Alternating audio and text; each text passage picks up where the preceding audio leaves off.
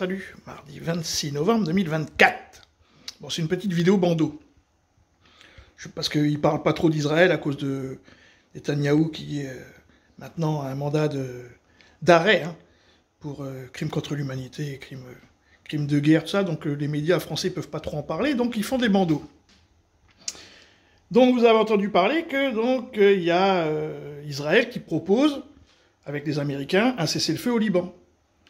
Alors, il faut voir comment c'est fait. C'est fait comme avec les Russes. C'est-à-dire qu'ils se sont réunis entre Américains, le gouvernement libanais, qui ne soutient pas apparemment la population libanaise, et puis les Israéliens. Ils ont discuté, et puis ils ont dit, tiens, on va faire un cessez-le-feu, sans discuter avec le Hezbollah. Donc c'est très bizarre. Sachant que, quand ils ont eu Nasrallah, c'est parce qu'en fait, il était invité à discuter d'un cessez-le-feu. Donc, il n'est pas... C'est pas demain la veille qu'un leader du Hezbollah va sortir des endroits où ils sont, dans des bunkers où ils sont, pour venir discuter avec des Israéliens qui vont le liquider dans la foulée. Donc déjà, c'est un cessez-le-feu qui n'existera pas. Par contre, après, pourquoi?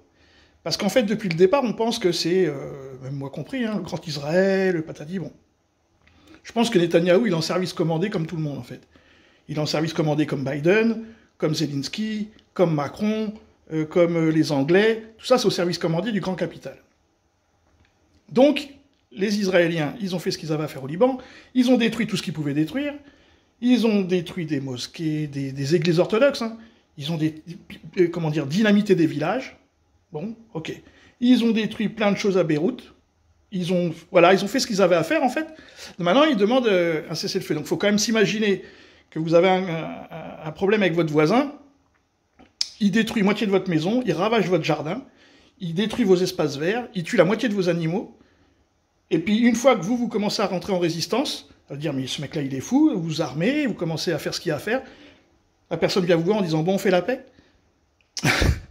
On fait la paix de quoi? Bon, donc vous voyez. Donc, vous avez vu, là, que ce soir, je vais amener au cabinet de sécurité un accord de cessez-le-feu, mais sans le Hezbollah. La durée du cessez-le-feu dépendra de ce qui se passera au Liban. Donc c'est encore eux qui décident. Bon, on fait le cessez-le-feu, puis j'ai plus envie, puis j'ai de nouveau envie. C'est ça, c'est le voisin fou. Mais la question c'est, mais pourquoi voudraient-ils faire? Peut-être qu'ils sont fatigués, ils sont en train de perdre, par exemple, au sol. Parce que bombarder, bon, c'est facile. Maintenant, une fois qu'on marche, les Libanais, c'est compliqué, quoi. Voilà. Eh ben non, ils ont un autre plan. Rien. Et c'est donc Netanyahou qui se pose la question à lui-même. Pourquoi un cessez-le-feu? Ou le journaliste qui lui poserait la question, pourquoi un cessez-le-feu? Et la réponse, parce que nous allons nous focaliser sur la menace iranienne.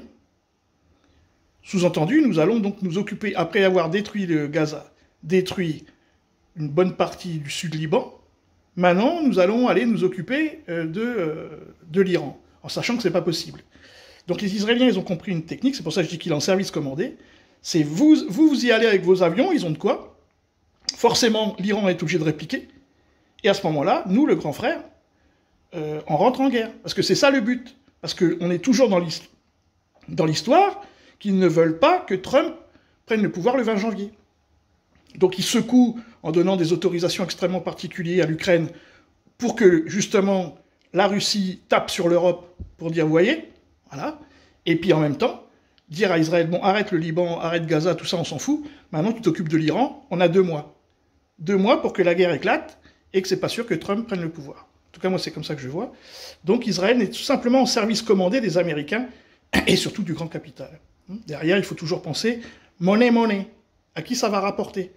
Et donc, comme les Russes sont en train de préparer des frappes sur l'Europe, l'Iran des frappes sur Israël, Israël des frappes sur l'Iran, et tout ce beau monde va se taper dessus, la question, c'est l'histoire de date. 2025, 2026. Mais ils se préparent. Salut les amis!